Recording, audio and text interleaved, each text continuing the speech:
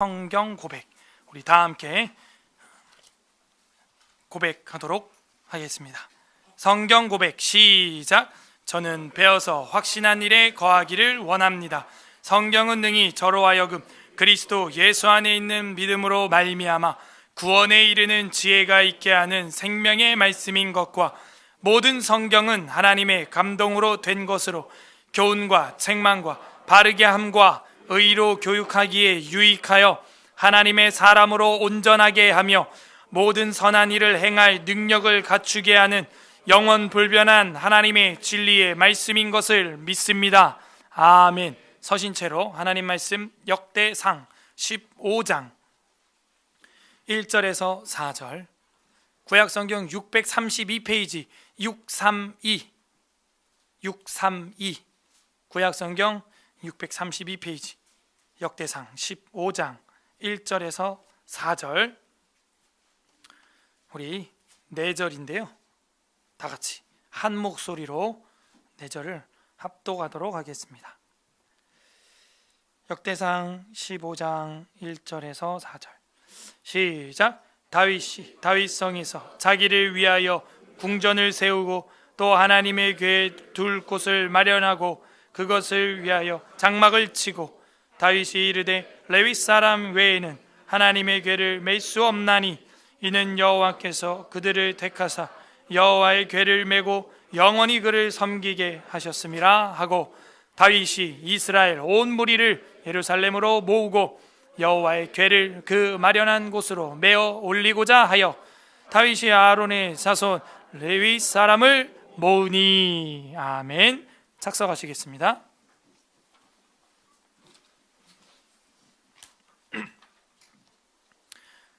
우리가 지난주에는 새롭게 시작하는 방법이라는 제목으로 역대상 13장과 14장의 말씀을 선포했었습니다. 한 주간도 말씀까지도 말씀의 법칙대로 대하며 주님께 기도로 물으며 사셨는지요?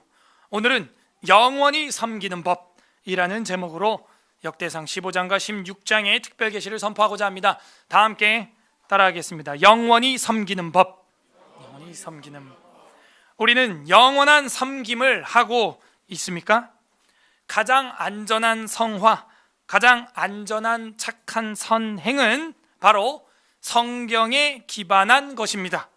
그래야 하나님께 받아들여지고 수납될 수 있는 성화의 삶과 선행이 되는 것이죠.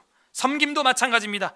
2018년 섬김이 마무리되고 운영위원회도 오늘 2018년도 팀은 마지막 운영위원회로 모입니다.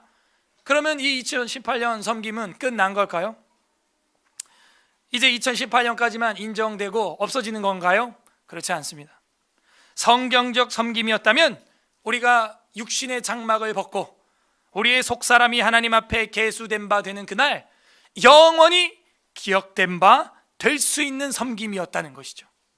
2019년 섬김도 마찬가지입니다. 1년 섬기고 1년만 기억되고 없어지는 그런 일회용 섬김이 아니에요. 성경적 섬김이라면 하나님 앞에 영원히 그 직분을 섬길 수 있고 그 직분을 받을 수 있고 그 섬김을 기억되게 할 수 있다는 것입니다. 하나님께서 제정해 주신 방식이 아닌 나만의 나름대로의 방식으로 기발한 아이디어로 하나님을 100년 내내 섬겨봐야 하나님 뜻대로 섬긴 1년보다 못하다는 거예요. 나름대로 법궤를 옮기려 하다가 지난주에 우사는 죽고 말았습니다. 다윗이 그렇게 지도했기 때문에 우사는 그렇게 하나님과 충돌, 격파, 찢어짐을 당하고 말았어요. 그게 베레스 우사라는 뜻이었죠. 그렇게 섬기는 것이 아닙니다.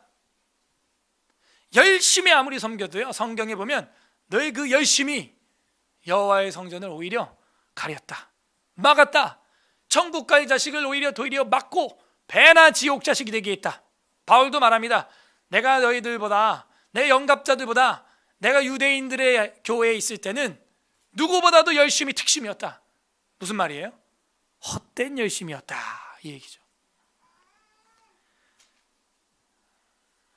제 아무리 제사장이라고 해도 왕이라고 해도 말씀을 따르지 않으면 죽는 수가 있다는 거예요. 안 하는 만 못하다는 거죠. 오늘 성경에는 하나님을 영원히 섬기는 법을 보여줍니다. 우사의 사건으로 인해서 큰 상처를 받은 유다 공동체와 다윗 왕은 하나님을 원망하거나 다른 신을 찾은 것이 아니라 자신을 돌아보려고 애썼고, 그 결과로 성경적 회개를 이루게 됩니다. 회개라고 하는 것은 성경 말씀에 군소리 없이 순종하는 거예요. 그러니까 얼마나 어려운 건지 알겠죠. 내 논리와 나의 교리와 나의 체계가 머리에 있는데 그걸 다 내려놔야 돼요.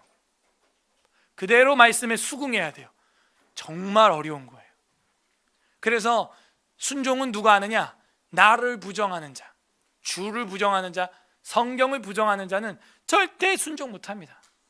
나를 부정하는 자, 그가 순종할 수 있고, 여호수아서에서는 그 이상하리만큼 이상한 행동을 하는 그 순종의 자세, 여리고성을 격파하는 게 아니고 돌아야만 하는 빙빙빙, 이런 순종이 결국엔 뭘 가져왔어요? 승리를 가져왔죠. 그래서 그 순종이 뭐라 그랬어요? 어떤 무기? 최첨단 무기라는 거예요.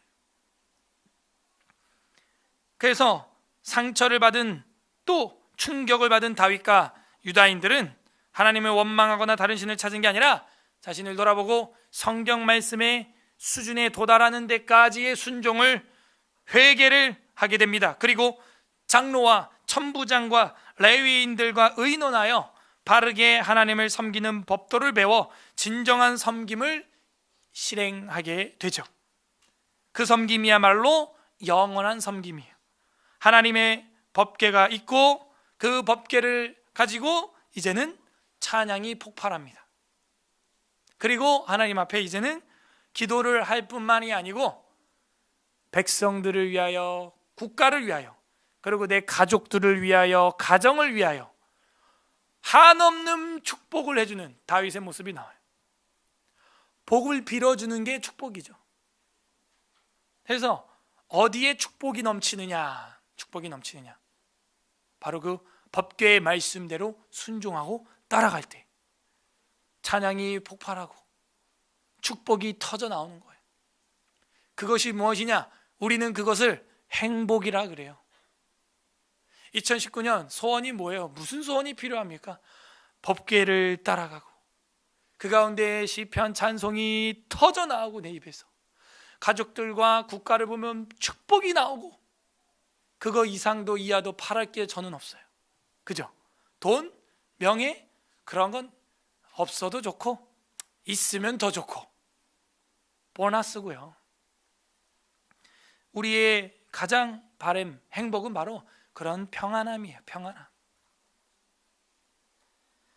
우리의 섬김이 영원한 섬김이 되는 것은 간단합니다. 이렇게 말씀을 앞세우고 그 말씀에 순종하며 하나님을 기뻐하고 즐거워하며 찬양하고 나라와 가정을 축복하며 기도하는 것, 이것이 우리의 섬김이에요. 영원한 섬김이에요. 부디 오늘 말씀을 통해서 우리의 모든 섬김이 말씀에 기반하고 찬양이 넘치고 축복이 쏟아져 나오는 영원한 섬김으로 그리스도의 몸된 교회를 섬기는 저랑 여러분 되시기를 주님의 이름으로 간절히 소원합니다. 아멘. 다윗의 서론은 우리가 지난주에 했지만 잠깐 다뤄보면 다윗의 이야기가 역대기에 몇 퍼센트를 차지하고 있다고요? 43%를 차지하고 있고 무려 28장을 커버하고 있어요. 그래서 역대급 신앙은 누구다? 아담으로부터 누가 역대급 신앙이다? 다윗과 솔로몬, 그들이 역대급 신앙이라는 거예요. 그러므로 우리도 21세기를 살아가며 2018년 마지막 주일을 보내면서 새해 정말 내 인생에 정말 역대급 신앙으로 살아봐야겠다, 그런 결심을 한 분들이라면 이 아담서부터, 인류 시작부터 예루살렘 포로 귀환 때까지 이 역대급 신앙을 가슴에 잘 새기면 새해 신앙의 목표가 어느 정도 초점이 맞춰질 겁니다. 그래서 이 다윗은 거룩한 영대기 역사를 쓰는 이 역대급 신앙에서 가장 찬란하게 빛나는 신앙인으로 기록이 되고 있어요. 그래서 이 역대기 저자가 에스라라고 추정을 하는데 그의 관심사는 온전히 어디에 있어요?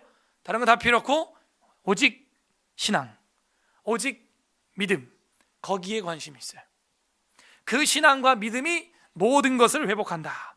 그래서 신앙의 롤모델로서 다윗과 솔로몬의 시대를, 국가적 롤모델로서 다윗과 솔로몬의 국가 시대를 딱 보여주고 있는 거예요.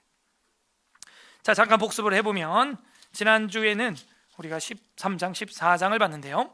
13장에서 다윗이 어떻게 했어요? 무슨 일을 결정을 할 때 그 왕정 통치 시대임에도 불구하고 천부장, 백부장, 그리고 지휘관들, 그리고 회중들과 함께 소통하는 그런 정치를 벌였다 했어요. 그러나 그 모습은 좋았지만 결정권에 있어서, 결정적인 부분에 있어서 하나님께 묻지 않았던 사울과 똑같이 결정함으로 법궤를 가져오는 방법을 몰랐고 그 일로 말미암아 우사가 죽게 되었죠. 그래서 베레스 우사다, 이런 일이 생겼어요. 그래서 다윗이 처음에는 화가 났지만 나중에는 두려운 마음이 마음에 들어오게 되었죠.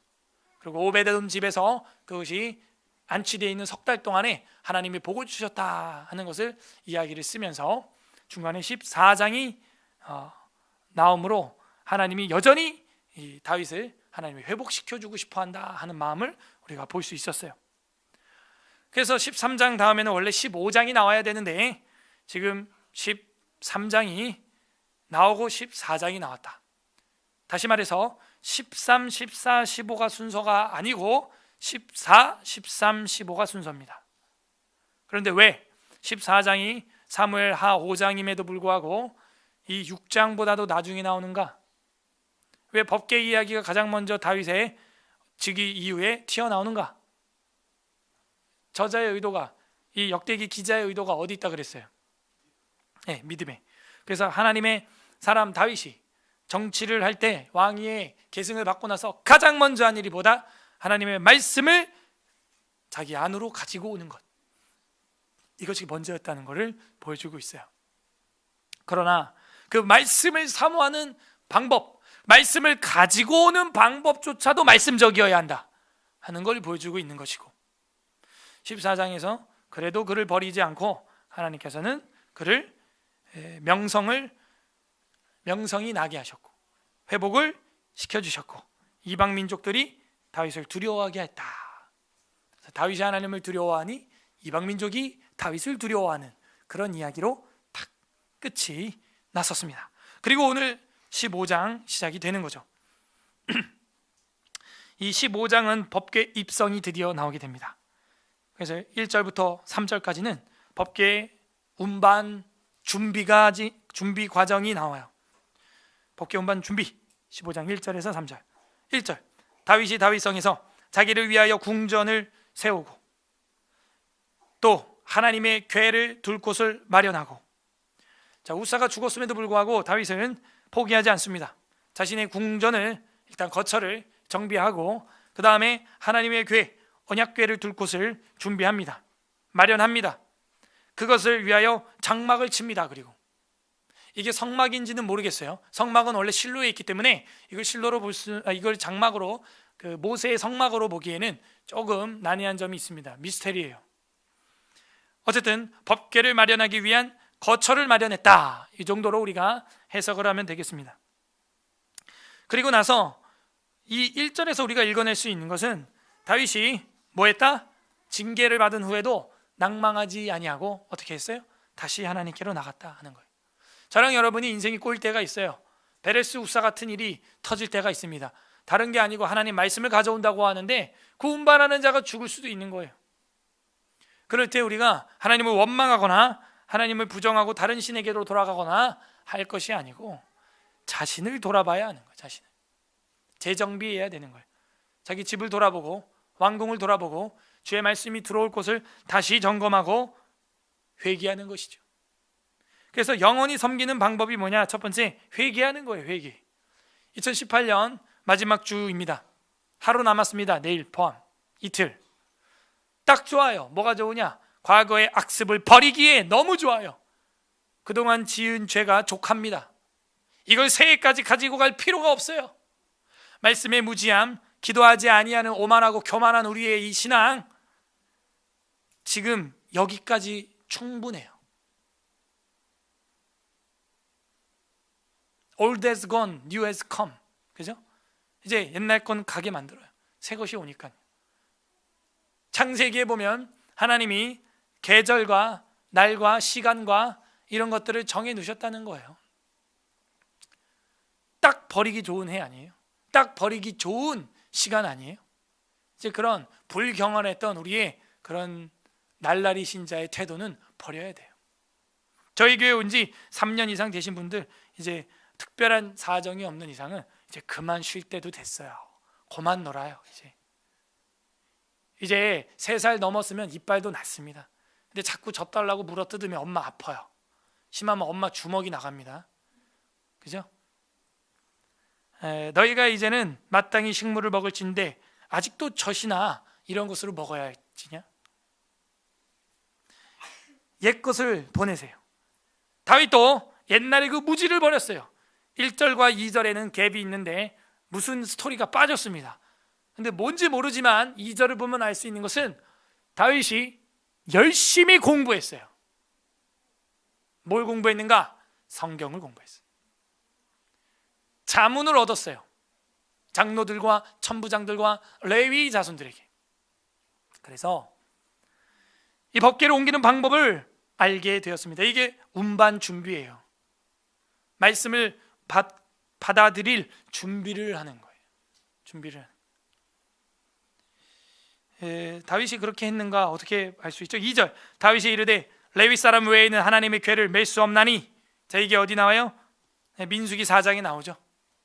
매어서 하는 거라는 걸 알게 되었어요. 수레가 아니에요. 새 수레에다 실는 것은 어느 나라 방식이라 그랬어요? 블레셋 이방 나라 세속화예요. 지난주 13장 7절에서 봤죠.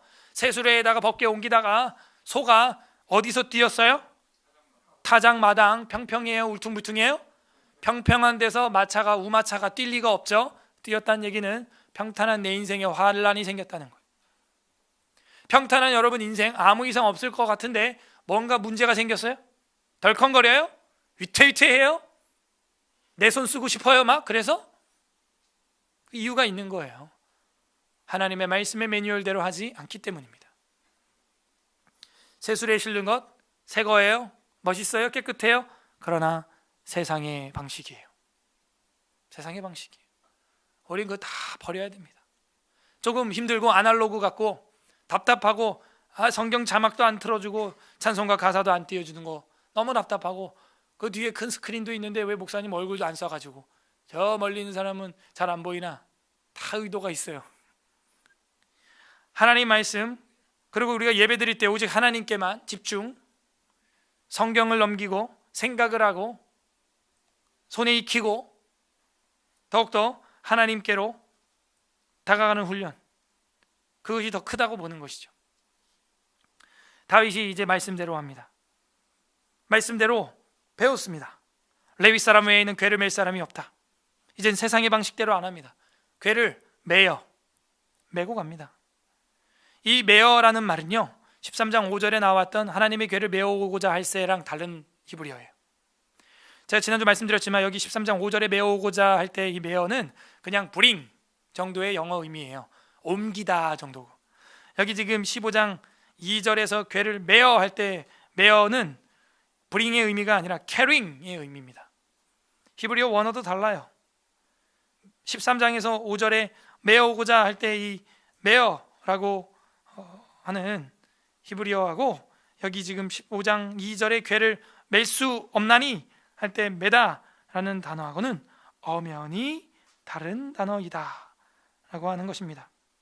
13장에서는 보라고 하는 단어예요. bring, 보. 15장 2절에서는 이 메고는 나사라고 하는 말입니다. carrying, 들어야 돼요. 내 손이 들어서 옮겨야 되는데 그것도 누구냐? 레위 자손이에요. 레위. 그러면 어떻게 돼요? 영원히 그를 섬기게 하셨음이라 하고, 여기서 오늘 설교 제목을 따왔습니다. 영원히 섬기는 법. 힘들어도요, 리무진에다가 싣고 가는 게 아니고요, 힘들고 원시적으로 보여도 손으로 메고 가야 돼요. 왜? 하나님 말씀이 그렇기 때문이에요. 힘들어도요, 왜 성경을 전체를 봐야 된다고 그러느냐? 힘들죠.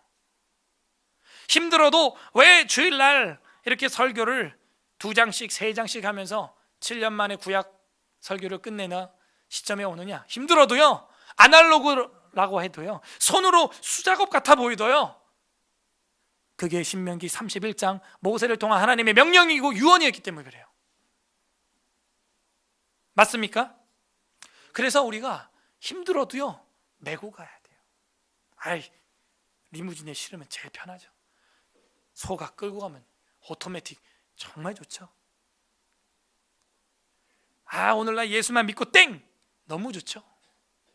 성경 굳이 이렇게 한 땀 한 땀 실줄과 날줄로 엮어서 짜야 됩니까? 굳이?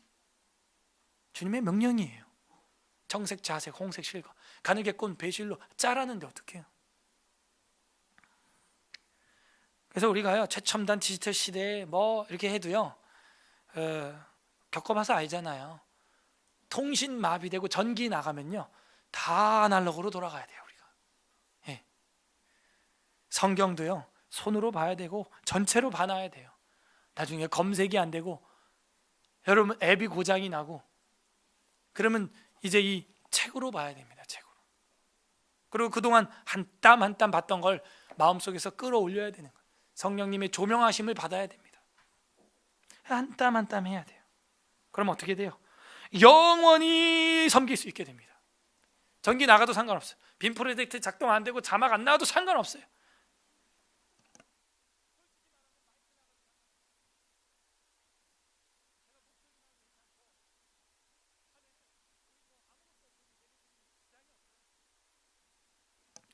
다만 도움을 받을 뿐이죠. 그래서 우리는 영적인 근육을 키워야 돼요. 선교지 가봐야 없어요. 이런 거다. 그런 야성을 키워야 됩니다. 화초처럼 키워지다가 그냥 이렇게 핑 하고 쉬는 것보다 야생에서 키워져 가지고요 거친 바람 속에서도 튼실하게 살아있는, 그게 생명력이에요. 궤를 메고 영원히 그를 섬기게 하셨습니다. 매야 됩니다. 매야 돼요.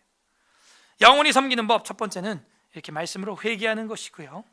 그 다음에 이 3절에 가면은 다윗이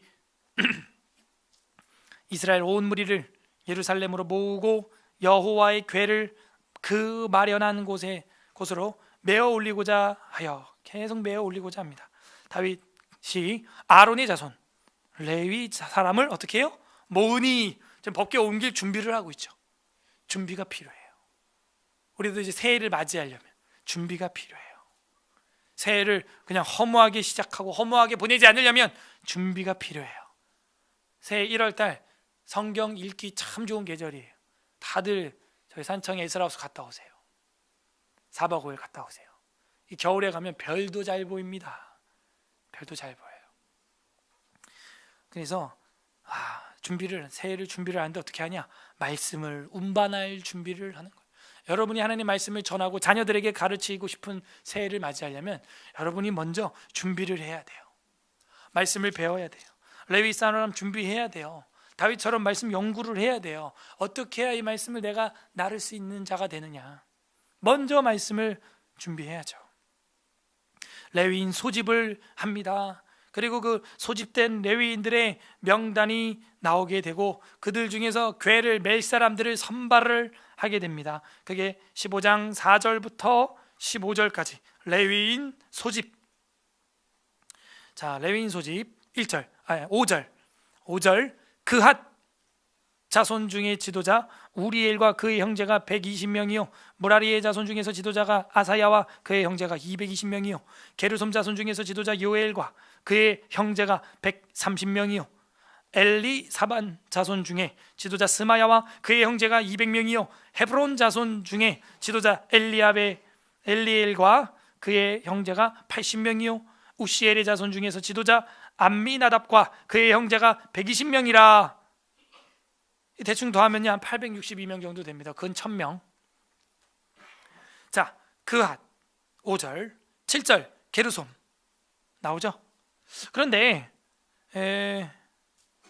보통 레위 자손들의 아들들을 이렇게 거론할 때 누구의 아들의 이름이 먼저 거론되는지 아시나요 혹시? 예? 순서가 게르손이 먼저 나와요. 그 다음 그앗이고 고앗, 그 다음에 무라리가 나와야 됩니다. 그런데 여기 보면은 그앗, 무라리, 게르솜 이렇게 돼 있어요. 5, 6, 7이 그죠? 거꾸로 된 정도가 아니라 중간에 순서도 바꿔놨죠. 그앗이 제일 먼저 나왔다는 것은 뭔가 이거는 이유가 있는 겁니다. 왜 그런 것 같아요? 민수기 4장도 보시고 뭐 이러면요, 게르손, 그앗, 무라리 이렇게 나간다니까요, 순서가. 자식들이 레위에. 근데 여기는 그앗, 무라리, 게르손 막 섞여 있고 그앗이 제일 먼저 나왔어요.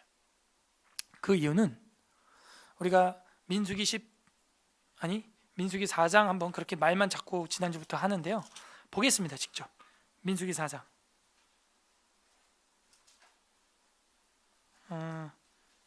민수기 4장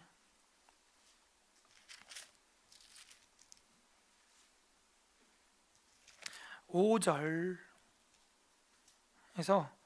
이 15절까지인데요. 시간상 15절만 보겠습니다. 4장 15절 4장 15절 다 같이 읽겠습니다. 시작. 진영을 떠날 때 아론과 그의 아들들이 성소와 성소의 모든 기구 덮는 일을 마치거든 고아 자손들이 그러나 성물을 만지지 말라. 그들이 죽으리라. 회막 물건 중에서 이것들은 고아 자손이 맬 것이며 이렇게 돼 있죠. 맬 것이다. 그래서 이거를 가지고 따온 거예요. 그래서 메고 가는 일을 하는 거를 강조하는 거죠.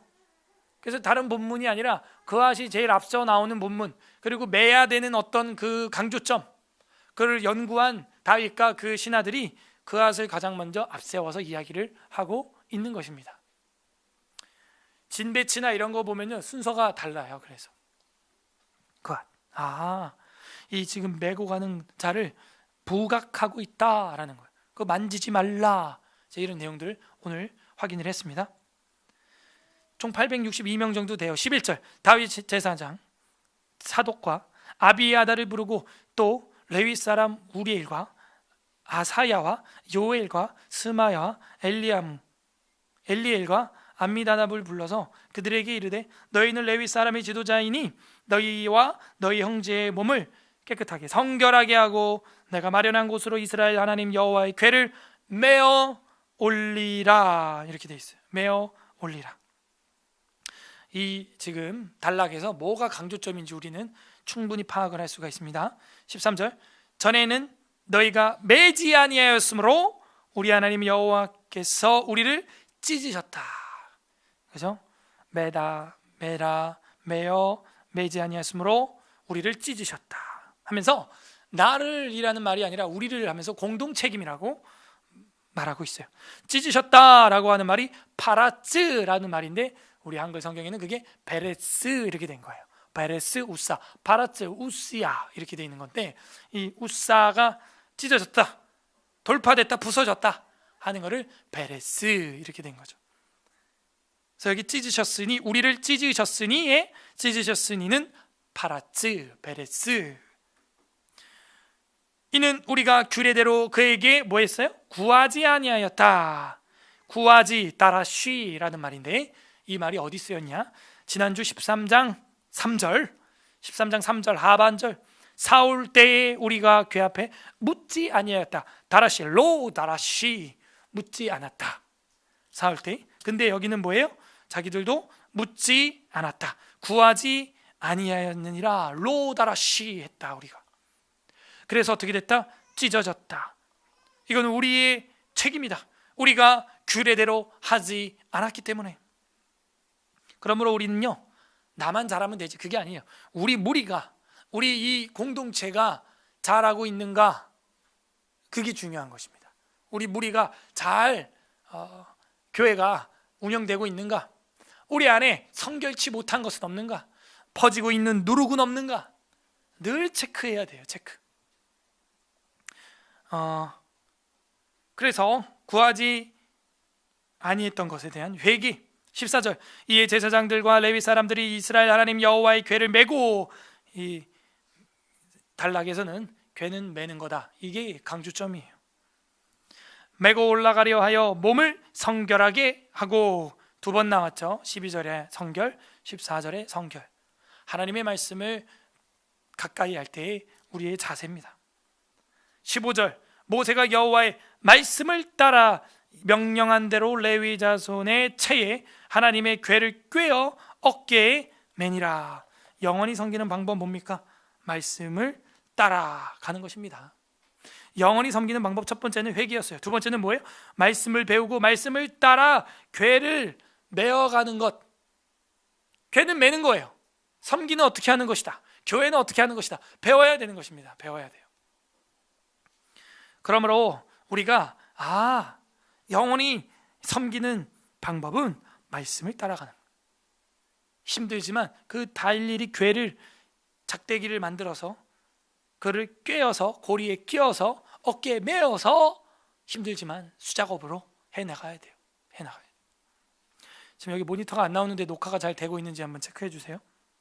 자, 16절부터 24절까지는 레위 찬양대 목록이 나옵니다. 레위 찬양대 목록. 자, 1절부터 15절까지는 그 말씀 운반, 법궤 운반 준비를 하고 운반할 사람들을 소집을 하고, 소집된 사람들이 이제는 그 말씀을 가지고 이제 메어 가는 그런 이야기가 나왔어요. 이게 누구의 책임이다? 공동의 책임이라 그랬어요. 공동의 책임. 이렇게 말씀을 따라서 어깨에 메어 가니까 감사하죠. 그래서 감사를 올리기 위하여 16절부터 24절은 당연히 레위 찬양대 목록이 나와야 됩니다. 그래서 우리가 말씀을 제대로 따라가고 제대로 말씀대로 살아가고 있으면요, 찬양은 자연스럽게 준비가 되는 거예요. 자연스럽게 찬양. 그걸 잊으면 안 돼요. 레위 찬양대 목록이 16절에서 24절 나옵니다. 찬양대 보겠습니다. 16절, 다윗이 레위 사람의 어른들에게 명령하여 그 형제들을 노래하는 자들로 세우고 비파와 수금과 재금 등의 악기를 울려서 즐거운 소리로 크게 내라 하매. 때로는 이 악기를 함에 있어서 소리를 너무 작게 해서는 안 될 때도 있나 봐요. 때로는 크게 해야 많은 큰 무리가 함께 부를 수 있어요. 무리가 큰데 반주가 너무 작으면 박자를 맞추기가 힘들 수도 있습니다. 그래서 그거는 비례에 맞게 해서 함께 주를 찬양할 수 있도록 준비하라는 거예요. 그래서 찬양을 하려면 준비된 찬양을 이렇게 예상을 해서 해야 합니다. 17절, 레위 사람들이 요엘의 아들 헤만과 그의 형제 중에 베리아의 아들 아삽과, 레위 사람이라는 걸 알 수 있게 되었습니다. 아삽이 시가 많죠, 시편에. 그래서 우리는 시편을 많이 불러야 돼요. 그의 형제 모라리 자손 중에서 구사야의 아들 에단을 세우고 그 다음으로 그들의 형제 스가랴와 벤과 야아시엘과 스미라못과 여히엘과 운니와 엘리압과 브나야와 마세야와 마타디아와 엘리블레후와 믹네야와 문지기 오베데돔과 여히엘 세우니, 노래하는 자 헤만과 아삽과 에단은 놋재금을 크게 치는 자요. 재금. 그래서 이 악기들 종류들이 이제 많이 나옵니다. 스가랴와 아시엘과 스미라못과 여히엘과 운니와 엘리압과 마세야와 브나야는 비파를 타서 알라못에 맞추는 자요. 다 현악기인데요. 알라못이 뭐냐? 잘 몰라요. 근데 대체로 이제 학자들이 추정하는 것은 젊은 여자들이 부르는 소프라노 파트가 아니냐. 알라못, 알마. 그래서 이제 젊은 여자, 처녀. 그래서 여자들이 부르는 톤은 대체로 이 소프라노이기 때문에 그 높은 음이라고, 또 가성으로 부르는 그런 걸로 보고 있습니다. 21절, 마따디아와 엘리블레우와 믹네야와 오베데돔과 여히엘과 아시야는 수금을 타서 8째 음에 맞추어 인도하는 자요. 이것도 어려워요. 8째 음이 무엇일까? 이제 남자들의 음 아니냐 하는 의견들이 있습니다. 그래서 남성 음역대, 그래서 원래는 스미닛이라고 이제 히브리어로 되어 있는데요. 그래서 즉 20절과 21절은 이제 남자 파트와 여자 파트, 여자 파트와 남자 파트 나눠져 있다는. 그래서 우리가 찬양을 함에 있어서 파트를 나누고 톤을 나누고 화성을 넣고 악기를 사용하는 것은 뭐 그렇게 비성경적이지 않습니다. 네. 다만 인도자가 중요한 것이죠. 곡이 중요한 거예요. 인도하는 자가 말씀으로 이 곡들을 잘 분별하여 선별하고 있는가, 그리고 이것이 성경적 가사와 성경적 내용으로 남녀노소가 어린이부터 할아버지까지 누구나 다 부를 수 있는 보편적 노래인가, 잘 분별을 해야 하는 것이죠. 그래서 가장 안전한 것은 바로 다윗도 시편을 남겼기 때문에 시편이에요. 150편까지 있는데 우리도 이제 한 15편 정도만 부르면은 이제 150편까지 완주를 처음으로 하게 됩니다. 저랑 여러분 다 머리털 하고 처음으로 40평생 교회를 다녔는데 처음이에요. 처음. 이런 걸 뭐라 그래요? 이런 걸 기적이라 그래요. 예. 교회를 평생 다녔는데 시편을 처음 불러봐요. 저주예요. 저주. 제가 볼 때 마귀가요, 이런 말씀으로 성도들을 인도하게 만들지 않아요. 마귀의 전략 우리가 지난주 공부했죠. 마귀는 예배 드리지 말라고 하지 않습니다. 찬양 부르지 말라고 하지 않아요. 마귀가 바보입니까? 마귀가 그런 걸 하지 말라 기도하지 말라고 하지 않아요. 예배 드려라. 근데 너네 나름 방식으로, 너네 나름대로 기발하게 노래해라, 찬양해라. 좋아. 근데 너네 기분에 그 흥분되는 거 있잖아. 그거. 너네 감정을 막 울컥울컥하게 하는 그 엑스타시즘 있잖아. 그거 불러. 기도 좋아. 그거 있잖아. 알아듣지 못하게 하면서 엑스타시스로 빠지게 만드는 그 이상한 언어들 있잖아. 그걸로 기도해. 그걸로. 예배 드려. 그래. 너희들의 나름대로의 방식으로. 그러면 어떻게 돼요? 하나님께 수납되지 않습니다. 그런 헛된 예배, 헛된 말씀, 헛된 찬양, 헛된 기도, 헛된 일들을 하게 되면 영원한 섬김을 할 수 없어요. 보세요. 다윗이 이렇게 준비해서 결국에는요 CCM을 하는가 한번 보시길 바랍니다. 22절에 레위 사람의 지도자 그나냐도 노래에 익숙함으로 노래를 인도하는 자요. 아하, 찬양 인도는 좀 익숙하게 연습을 해서 해야 하는구나. 23절 베레가와 엘가나는 궤 앞에서 문을 지키는 자요. 아, 문지기들 교회에 오면은, 성전에 들어오면 가장 먼저 맞이해 주는 자들이 이렇게 또 찬양을 하는구나.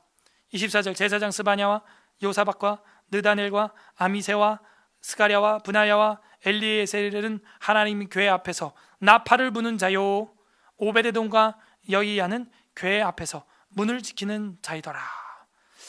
나팔, 저도 트럼펫을 배우고 싶은데, 양각 나팔은 제가 이제 부를 줄 아는데 트럼펫 같은 거 참 배우고 싶어요. 여기 지금 이 목록에서 보여주는 게 뭡니까? 말씀을 따르는 일, 운반하는 일은 무슨 일이에요? 즐거운 일이다 하는 거예요. 하나님 말씀을 운반하기 위해 준비되고 연구하고 말씀으로 회개하는 일은 뭐예요? 이렇게 즐거운 일이에요. 찬양할 만한 일이에요. 노래할 만한 일이에요. 노래할 만한 일이에요.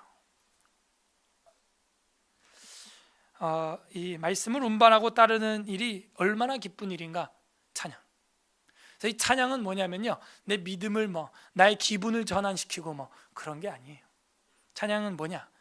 하나님의 말씀이 콱 들어간 사람이요, 그 은혜에 견디지 못하여 그 은혜에 넘쳐 흐름으로 말미암아 영광을 하나님께 돌려드리는 거예요. 돌려드리는, 찬양으로 돌려드리는 거예요. 그래서 찬양은 우리의 신앙의 고백인 것이지, 그 찬양을 달리 어떤 나의 유익을 위해 사용하는 도구가 아니에요. 노래를 함으로써 교회 안에서 연예인을 만들고 스타가 되기 위한 도구가 아니란 얘기입니다. 말씀을 운반하고 따르는 일 어찌 그리 기쁜지요. 노래하고 싶어서 레위들을 찬양팀을 딱 조직을 하게 되는 것이죠. 25절부터 16장 3절까지 드디어 법궤 운반, 25절부터 16장 3절까지입니다. 자, 25절. 이에 다윗이 이스라엘의 장로들과 천부장들이 가서 여호와의 언약궤를 즐거이 메고 오베데돔의 집에 올라왔는데, 누가 우리 에스라 교회 권사님, 장로님, 또 목사님들이 돼야 되겠어요? 하나님 말씀을 즐거이 메는 자들, 즐거이 옮기는 자들, 꾸역꾸역 억지로가 아니라 주의 율법을 즐거워하여 주야로 묵상하는 자들. 그런 분들이 장로들과 천부장이 돼야 되는 겁니다.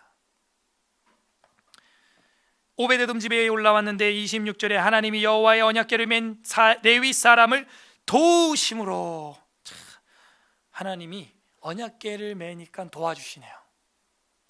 무리가 수송아지 7마리와 숫양 7마리로 제사를 드렸더라. 여기 도와준 구체적인 내용은 사무엘 상에 나오는데요, 6발자국 때도 죽지 아니함으로 좋아했다 이거예요. 이게 하나님이 도와주셨다는 거예요. 그래서 너무 좋았다는 것이죠. 근데 여기 보면 그 주체도 역시 뭐예요? 사무엘 기자는 다윗이 그렇게 옮겼다, 다윗이 뭐 이랬다 단수로 쓰고 있는데, 여기는 보면요 25절에도 장로들, 천부장들, 그리고 26절 중간에도 무리가 이렇게 돼 있죠. 이 법궤 움직이고 법궤 운반하는데 주체가 다윗 혼자가 아니라 누구예요? 무리예요. 무리. 이스라엘 무리가 함께 했다는 거예요. 백성들이 같이 공동 책임이에요. 이 역대기 사가는 그런 관점을 가지고 있습니다. 왜일까요? 왜요? 사무엘에서는 다윗이 그랬고, 다윗이 옮겼고, 다윗이 좋아했고, 다윗이 노래 불렀고 춤췄고 이랬거든요. 근데 여기는 장로들이 했다, 천부장, 심지어 1절부터 15장 1절부터 24절은요 통째로 없어요. 사무엘서에 없다고요. 근데 역대기에는 이런 기록들이 쫙 나와 있는 거예요. 왜죠? 왜일까요? 네, 그렇죠. 아멘. 지금 이 역대기 기자가 어느 시점에서 쓰고 있는지를 자꾸 잊어버려요. 우리는 잊어버리면 안 되고요. 지금 어느 시점에서 쓰고 있는 거예요? 바벨론 포로 전이에요, 이후예요? 이후. 회복하고 재건하는 기간이죠. 재건하는 기간이죠. 그러므로 이 재건함에 있어서 하나님의 말씀대로 순종하고, 하나님의 말씀대로 찬양하고, 성벽 위에 문지기 역할을 감당하고, 함께 이 말씀의 성전을 세울 자 누구냐 이거예요. 누구냐? 장로들, 천부장, 우리 무리가 공동으로 이 일을 감당해야 한다. 너희들도 이렇게 찬양을 준비하고 즐겁게 이 일을 실행해야 하는 거 아니냐, 이걸 말하고 싶은 거죠. 말하고 싶은 거. 무너진 가정, 무너진 개인의 신앙, 무너진 교회, 무너지는 국가 어떻게 세울 수 있습니까? 어떻게 일으킬 수 있겠어요? 하나님의 말씀으로 튜닝해야 돼요. 조율해야 됩니다. 그리고 회개해야 돼요. 그리고 힘들지만 아날로그로 그걸 매는 것부터 다시 해야 됩니다. 원초적으로 돌아가야 돼요. 성경 한 장 한 장 다시 한 땀 한 땀 배워야 됩니다. 그래서 함께 찬양하고 기도하고 함께 재건해 나가야 하는 것이죠. 역대기 기자는 바로 그 재건을 앞두고 있는 공동체에게 선포하고 있는 거예요. 무리가 그렇게 했다. 포로기한 공동체에게 협회 신앙을 매우 강조하고 있는 것이죠. 헤브론 신앙, 협회 신앙, 협력 신앙, 교제 신앙이라 그랬어요. 헤브론 뜻이. 27절 다윗과 및 궤를 맨 레위 사람과 노래하는 자와 그의 우두머리 그나냐와 모든 노래하는 자도 다 세마포 겉옷을 입으며 다윗은 또 배 에봇을 입었고. 그러니까 다윗이 제사장 역할을 감당하는 게 죄가 아니에요. 사울 왕이 제사장 역할을 하려고 했던 게 그렇게 큰 죄는 아니에요. 사실은 뭐가 죄냐면 그 마음속에 하나님을 향한 불순종, 중심, 그게 문제인 거죠. 다윗도 이렇게 세마포 에봇을 입고 제사장처럼 옷을 같이 레위인들이랑 입었다는 기록이 여기 나오잖아요. 궤를 맨 레위 사람 이렇게 나와 있습니다. 에봇을 입고 다윗도. 28절 이스라엘 무리는 크게 부르며 납불나팔과, 이 양각나팔이죠, 나팔을 불며 재금을 치며 비파와 수금을 힘있게 타며 여호와의 언약궤를 메어 올렸더라. 여호와의 언약궤가 29절 합독합니다. 시작. 여호와의 언약궤가 다윗성으로 들어올 때 사울의 딸 미갈이 창을 다윗 왕이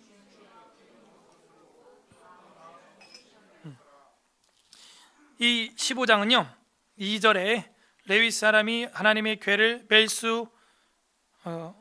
레위 사람 외에는 하나님의 궤를 맬 수 없나니 매고 영원히 섬겨야 된다라고 시작하더니 27절에는 궤를 맨 레위 사람이 그것을 메고 올라가면서 힘있게 찬양하는 장면으로 끝납니다. 정확히 뭐예요?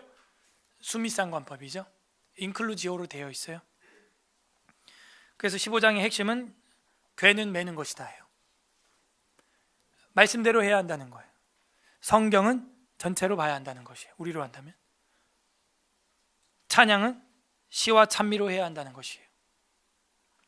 자, 그런 분위기를 타고 문단이 끝나지 않고 16장으로 연결되어 있어요. 동그라미가 29절에 시작해서 16장 3절에서 끝나잖아요. 자, 16장은요 다윗의 이제 드디어 노래가 나와요. 감사시. 근데 이 노래가 누구랑 불렀는지를 방금 15장 16절에서 24절까지 우리는 살펴본 겁니다. 다윗이 이 레위 찬양대를 조직을 해서 이렇게 노래를 불렀다는 거예요. 알라못에 마치고 8째 음에 맞춰서 노래했다는 것이에요. 그게 이제 노래의 이야기가 16장입니다. 자, 16장 1절 하나님의 궤를 메고 들어가서 다윗이 그것을 위하여 친 장막 가운데에 두고 번제와 화목제를 하나님께 드린지라. 감사죠. 회개와 감사. 다윗이 번제와 화목제를 드리기를 마치고 여호와의 이름으로 백성에게 축복하고 찬양이 넘치고 말씀이 들어오니까요 백성들을 향해서 이제 뭐가 나와요? 기도가 나오는 거예요. 기도가 이게 순서입니다. 신앙의 순서를 보여주고 있죠. 역대급 신앙이 되고 싶으세요? 그러면 말씀을 먼저 매야 돼요. 그리고 찬양을 준비해야 돼요. 그러면 정말 복을 빌어주고 싶은 상황이 막 생깁니다. 어제도 우리가 노숙인이 아니죠, 독거노인 어르신들 이렇게 식사 봉사를 가는데 그 어르신들 중에 많은 분들이 축복을 해줘요. 아유 복 받으세요, 번창하세요, 이런 분들이 복 받아야지 막 이러면서 말씀을 메고 그 말씀대로 찬양을 하고 그리고 그 말씀에 순종하니까요 주변 사람들이 막 복을 쏟아주는 거예요. 축복, 복을 빌어주는 것이죠. 그런 기도가 하늘에 올라갑니다. 내가 내 머리에게 하나님 저에게 복을 주시옵소서 그런 거 말고요. 보아스의 밭을 보면 종들이 축복을 합니다. 여호와께서 당신에게 복 주시기를 원하노라. 이런 게 진짜 복이에요. 진짜 축복으로 쌓여요 하늘에. 백성에게 축복하고 다윗이 보니까 너무 좋은 거예요. 말씀대로 순종하고 찬양을 준비하고 이스라엘 무리가 이제는 국가적으로 회복된 기미를 보여주고 있어요. 자, 3절 이스라엘 무리 중 남녀를 막론하고 각 사람에게 떡 한 덩이와 야자나 열매로 만든 과자와 건포도로 만든 과자 하나씩을 나누어 주었더라. 국가적으로 한턱 쐈어요. 우리나라 아직도 이런 일이 없죠. 너무 나라가 복을 받아서 나라에서 가정마다 외식권 한 장씩 이런 거 없죠. 떡, 야자나무 열매로 만든 과자, 건포도로 만든 과자 이런 것들을 써서 나라가 잔치가 됐어요. 국가가 잔치가 됐어요. 자, 그 다음에 이제 4절부터 찬양이 나오기 시작하는데 어디까지 나오느냐? 좀 길어요. 43절까지 다 이제 찬양이라고 크게는 볼 수 있고 그 여호와 찬양이 나오는데 그 중에서 4절부터 6절까지는 예루살렘 찬양대가 나옵니다. 찬양대. 4절 또 레위 사람을 세워 여호와의 궤 앞에서 섬기며 이스라엘 하나님 여호와를 칭송하고 감사하며 찬양하게 하였으니 아삽은 우두머리요 그 다음은 스가랴와 여이엘과 스미라못과 여이엘과 마티디아와 엘리압과 브나야와 오베데돔과 여이엘이라. 비파와 소금을 타고 아삽은 재금을 힘있게 치고 제사장 브나야와 야하시엘은 항상 하나님의 언약궤 앞에서 나팔을 부니라. 언약궤 앞에서. 이게 이제 예루살렘 찬양대 조직도입니다. 자, 그러면 이제 찬양을 하는 게 7절부터 사실은 8절부터죠. 근데 이제 7절부터 36절까지가 이 감사 찬송이에요. 말씀 입성에 대한 감사 찬송. 7절부터 36절. 7절. 그날에 다윗이 아삽과 그의 형제를 세워 먼저 여호와께 뭐예요? 감사하게 하여 이르기를. 그러므로 우리는 주님 앞에 말씀을 붙들고 말씀으로 은혜 받으면 제일 먼저 해야 될 일은 뭐예요? 감사 찬송이에요. 감사가 넘쳐요. 기도할 때도 뭐예요? 감사가 먼저 나. 우리도 그래서 주보에 보면 영광과 경배 시간에 아까 뭐예요? 영광과 감사, 그 다음에 회개, 간구, 그 다음에 이웃을 위한 기도, 순서가 그렇게 되어 있는 거예요. 감사가 먼저 나와야 돼요. 감사. 반대로 감사가 없는 사람, 늘 불평불만 투덜투덜, 이런 사람들은 뭐가 없는 거예요? 감사가 없는 게 아니고요, 노래가 없는 게 아니고요, 뭐가 없는 거예요? 말씀이 없는 거예요. 말씀으로 희락이 넘쳐야 돼요. 그래야 이 찬양이 준비가 돼요. 감사가 터져 나와요. 축복이 터져 나와요. 감사하게 하여 이르기를 하면서 8절부터 나오는 이 노래는 시편 105편 1절에서 15절, 시편 105편 1절에서 15절, 그리고 그 다음 단락이 시편 96편 1절에서 13절, 시편 96편 1절에서 13절, 그 다음 끝에 세 절이 나오는데 106편 1절, 그게 어디냐면 34절이에요. 34절이 106편 1절, 그 다음에 35, 36절이 끝인데 거기가 106편 47, 48절 이렇게 되어 있습니다. 106편 1절, 106편 47, 48절, 세 편이 합쳐진 게 지금 여러분이 보고 있는 16장의 감사 노래예요. 105편 1절에서 15절, 96편 1절에서 13절, 106편 1절에서 1절과 47절과 48절. 자, 그럼 왜 이렇게 순서가 되어 있는가? 시편을 살펴봤더니 처음에 나오는 105편 1절부터 15절, 그게 어디냐? 8절, 우리가 보고 있는 16장 8절부터 22절까지입니다. 8절부터 22절까지의 내용은 이따가 읽어보면 여러분 알게 제가 알려드릴게요. 뭐냐? 하나님의 전능하심을 노래하는 거예요. 전능하심.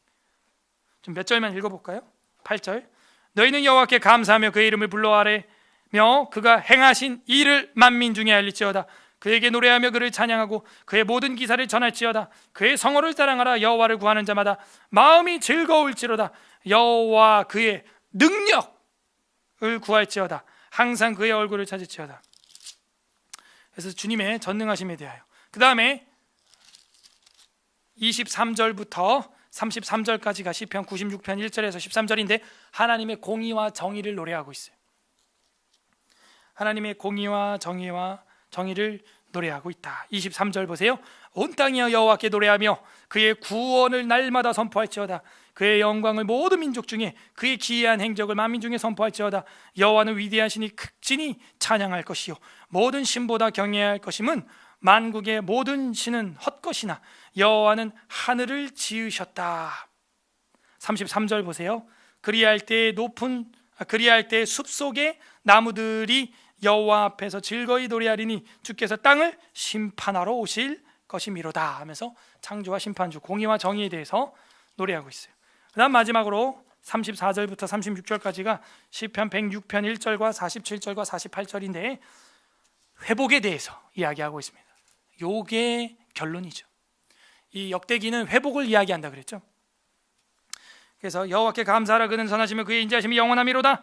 너희는 이르기를 우리 구원의 하나님이여 우리를 구원하며 하여 만국 가운데서 건져내시고 모으사 우리로 주의 거룩한 이름을 감사하며 주의 영광을 그 드높이게 하소서 할지라지어다. 36절, 여호와 이스라엘의 하나님을 영원부터 영원까지 송축할지어다 이렇게 되어 있어요. 그래서 이스라엘을 건지시고 만국 가운데서 모으시고 회복시키시는 주, 그게 감사 찬송의 내용입니다. 전능하신 거, 창조주, 전능하신 정의로우신 심판주, 회복하실 분.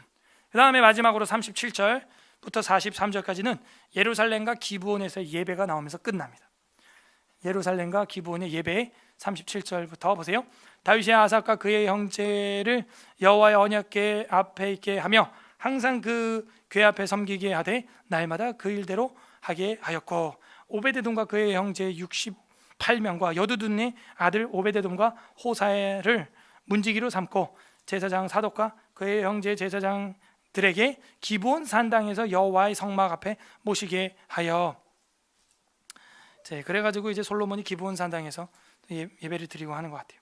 항상 아침 저녁으로 번제단 위에 여호와께 번제를 드리되 여호와의 율법에 기록하여 이스라엘에게 명령하신 대로 다 준행하게 하였고, 완전히 말씀으로 회개했어요. 다윗이 예배 형태, 상번제, 날마다 드리는 것, 이런 걸 다 드리게 되었어요. 준행하게 되었고, 41절 또 여호와의 인자하심이 영원하심으로 그들과 함께 해만과 여두둔과 그리고 택함을 받아 지명된 나머지 사람들을 세워 감사하게 하였고 찬양하게 하였다. 42절 또 그들과 함께 해만과 여두둔을 세워서 나팔과 재금들과 하나님을 찬양하는 악기로 소리를 크게 내게 하였고, 또 여두둔이 아들에게 문을 지키게 하였더라. 마지막 절 다 같이 43절 합독합니다. 시작. 이 뭇백성은 각각 그 집으로 돌아가고 다윗도 자기 집을 위하여 축복하려고 돌아갔더라. 자, 16장 2절 끝에 백성에게 축복하고, 그 다음에 16장 43절에 집을 위하여 축복하고, 정확히 인클루지오입니다. 자, 15장에서는 궤를 메어야 한다 해놓고 궤를 메면서 인클루지오로 끝났고, 16장은 국가의 백성에게 축복한다 했는데 이제는 가정까지 축복하는 이야기로 수미상관법으로 끝나고 있습니다. 하나님의 말씀대로 순종하고 말씀을 메고 말씀대로 복종할 때 국가와 가정의 모든 복을 빌어줄 만한 현상들이 일어난다는 거예요. 복을 빌어주지 않고는 견딜 수 없는 아름다운 말씀의 순종, 그리고 터져나오는 찬양, 이게 가장 역대급 신앙이에요. 자, 이 세 개 중 우리는 어떤 것이 지금 미흡한지 오늘 소그룹 모임 때 나누면 돼요. 말씀을 메고 따라가는 것, 터져나오는 시와 찬미와 신령한 노래가 있는가, 하나님 앞에 축복을 하고 사람들을 기도하면서 복을 빌어주는 나의 기도 생활, 하나님 앞에 기도 생활 있는가, 단계를 보여주고 있어요. 말씀과 기도 뒤에는 영광의 찬양이 터져나오는 겁니다. 말씀을 기뻐하는 지도자는 백성과 가정, 나라와 각각의 집에 축복의 통로가 되는 것이에요. 그것을 오늘 말씀 15장과 16장은 우리에게 보여주고 있습니다. 이게 뭐예요? 15장 2절에서 말했던 영원히 섬기는 법이에요. 우리 가문이 대대손손 자자손손, 우리 교회가 시대가 흐르고 변해도 영원히 주를 섬기려면 첫 번째 말씀으로 회개해야 한다는 것이죠. 우사처럼 한 번 맞았다고 해서 주를 원망하거나 떠나면 안 돼요. 두 번째, 영원히 섬기는 방법은 말씀을 따라서 궤를 메고 말씀을 순종해야 한다 하는 거였어요. 말씀을 메야 됩니다. 말씀을 따라라고 말을 하고 있어요. 마지막 영원히 섬기는 방법은 뭐예요? 주를 즐거이 감사 찬양하고 즐거이 주를 높이고 목소리 높여 찬송하는 일, 그런 사람들은 영원히 주를 섬기게 됩니다. 그러면 이제 막 축복이 나오는 거예요. 피차간에 보면은 너무 좋아서 너무 예뻐서 복 빌어주고 싶어요. 저도 그런 마음이 일어나더라고요. 그 추운데 섬김을 하러 오시는 분들 보면 하나님 복 주시길 바랍니다. 그 어르신들이, 독거노인 어르신들이 축복을 해줘요. 복을 빌어줘요. 복을 빌어줄 만큼 살고 있다는 얘기죠. 자, 15장 16장 관련 구절 좀 보겠습니다. 여호수아 24장 14절 관련 구절 보고 정리하고 기도하겠습니다. 여호수아 24장 14절 보세요. 여호수아 24장 14절, 구약성경 358페이지. 오늘은 관련 구절 여기 여호수아 하나만 좀 보겠습니다. 24장 14절, 구약성경 357 좀 길게 하나만 보겠습니다. 자, 제가 읽다가 같이 읽어달라고 하는 부분만 같이 읽어주세요. 24장 14절 보세요. 그러므로 이제는 여호와를 경외하며 온전함과 진실함으로 그를 뭐하라? 섬기라. 이렇게 됐어요. 영원한 섬김은 이거예요. 온전함과 진실함으로 하나님을 두려워하면서 따라가는 거죠. 너희 조상들이 강 저쪽과 애굽에서 섬기는 신들을 치워버리고 여호와만 섬기라. 만일 여호와를 섬기는 것이 너희에게 좋지 않게 보이거든 너희 조상들이 강 저쪽에서 섬기던 신들을 듣든지 또는 너희가 거주하는 땅에 있는 아모리 족속의 신들을 든지 너희가 섬길 자를 오늘 택하라. 오직 나와 내 집은 여호와를 섬기겠노라. 백성이 대답하여 이르되 우리가 결단코 여호와를 버리고 다른 신들을 섬기기를 하지 아니하오리니 우리는 이는 우리 하나님 여호와께서 친히 우리와 우리 조상들을 인도하여 애굽 땅 종되었던 집에서 올라오게 하시고 우리 목전에서 큰 이적들을 행하시고 우리가 행한 모든 길과 우리의 지나온 모든 백성들 중에서 우리를 보호하셨으며 여호와께서 또 모든 백성들과 이 땅에 거주하는 아모리 족속을 우리 앞에서 쫓아내셨습니다. 그러므로 우리도 여호와를 섬기리니 이는 그는 우리 하나님이 신이다. 만일 19절 여호수아가 백성에게 이르되 너희가 여호와를 능히 섬기지 못할 것은 그는 거룩하신 하나님이시요 질투하신 하나님이시니 너희의 잘못과 죄들을 사하지 아니하실 것임이라. 만일 너희가 여호와를 버리고 이방신들을 섬기면 너희에게 복을 내리신 후에라도 돌이켜 너희에게 재앙을 내리시고 너희를 멸하시리라 하니 21절 합독합니다. 시작. 백성이 여호수아에게 말하되 아니니이다 우리가 여호와를 섬기겠나이다 하는지라. 아멘. 영원히 섬기는 방법은 이렇게 하나님 말씀으로 사는 길밖에 없어요. 그래서 여호수아가 백성들을 평가절하하면서까지도 이렇게 맹세를 받아냅니다. 아니야, 너희는 섬길 수 없어. 너희 하는 거 보니까 회개할 모양이 없어. 아닙니다, 우리 회개할 겁니다. 말씀대로 하겠습니다. 그래? 맹세해. 그렇게 섬긴다는 것은 그렇게 쉬운 일이 아니에요. 새해 임원단들과 운영위원회로 선정된 분들 여러분 많이 기도해 주시고 도와주셔야 됩니다. 섬기는 게 그렇게 쉬운 게 아니에요. 웨스트민스터 신앙고백서 제20장 그리스도인의 자유와 양심의 자유를 보게 되면 이런 내용이 있습니다. 그리스도인의 자유를 구실로 하여 죄를 범하거나 정욕을 품는 사람들은 그리스도인의 자유의 목적을 파괴하는 것이다. 그리스도인의 자유와 목적은 우리가 원수들의 손아귀에서 건짐을 받아 평생토록 주님을 두려움 없이 주님 앞에서 거룩함과 의로움으로 섬기려는 데 있다 하는 거예요. 우리가 예수 믿게 되고 그리스도인의 자유를 얻은 것. 그리스도인의 자유가 뭐라 그랬어요? 어디서부터 자유? 그리스도인의 자유. 어디서부터 자유? 죄, 사망, 죽음에 쏘는 것, 저주, 지옥, 권세로부터의 자유예요. 그게 그리스도인의 자유입니다. 우리가 그런 그리스도인의 자유가 되려면 그리스도가 죽어야 가능합니다. 그래서 우리가 이제 내 영혼이 사망과 죄로부터 자유하게 되었습니까? 그렇게 된 이유가 뭐라는 거예요? 원수의 손아귀에서 건짐을 받아 평생토록 주님을 두려움 없이 주님 앞에서 거룩함과 의로움으로 섬기려는 데 있다 이거예요. 따라하세요. 섬기려는 데 있다. 우리 영혼이 자유케 된 목적 그거예요. 섬기려는 데 있어요. 오늘 말씀에 어떤 하나님 마음이 보입니까? 우리와 함께 영원히 같이 가까이 거의 하나가 되어서 지내고 싶은 그 아버지의 마음이 있잖아요. 영원히 섬기게 하려 함이라. 저랑 여러분 영원히 함께하고 싶어하는 아버지 마음이 있습니다. 각자 적용해 보세요. 나는 말씀을 메고 있는가? 찬양을 준비하고 찬양을 올려드리고 있는가? 시와 찬미가 터져 나오고 있는가? 그리고 많은 사람들에게 축복받을 만한 삶을 살고 있는가? 축복을 해주고 있는가?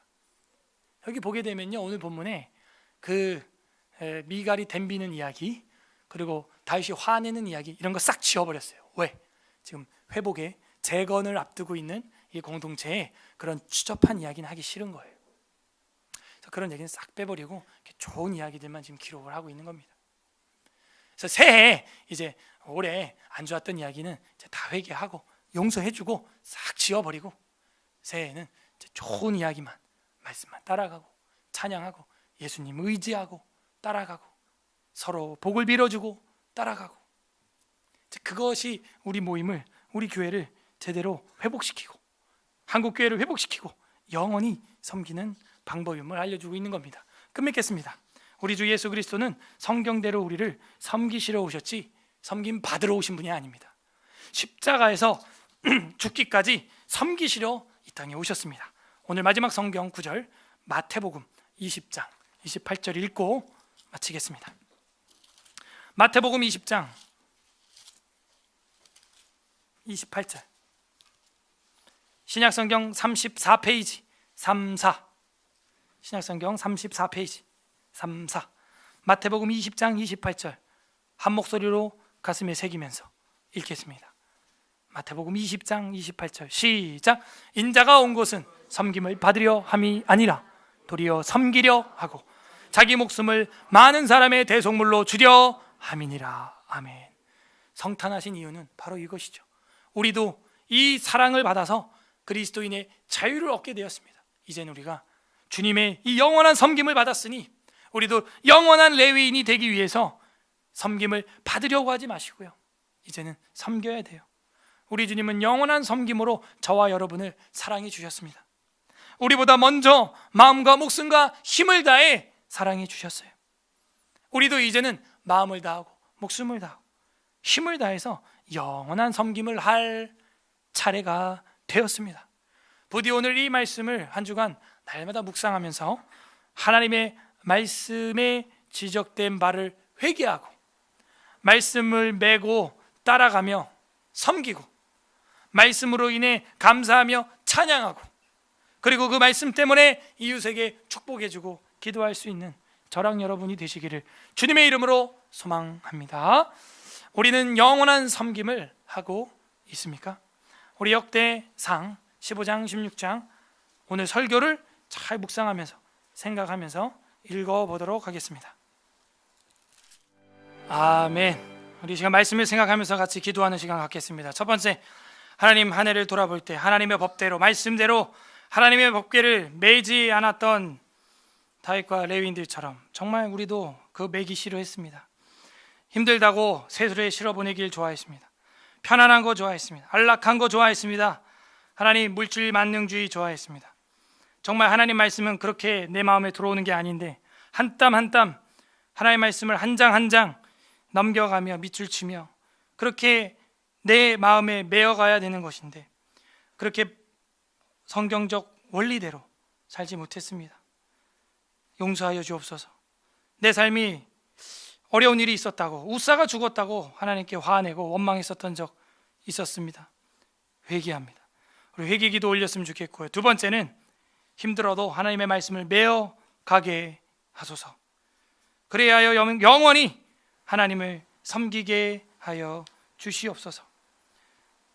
세 번째로 기도할 것은 우리 삶 가운데 그 말씀을 맴으로 말미암아 시와 찬미와 신령한 노래가 터져 나오게 하시고 보는 사람마다 만나는 사람들에게 마음껏 축복해주며 기도해 줄 수 있는 우리의 2019년 되게 하여 주시옵소서.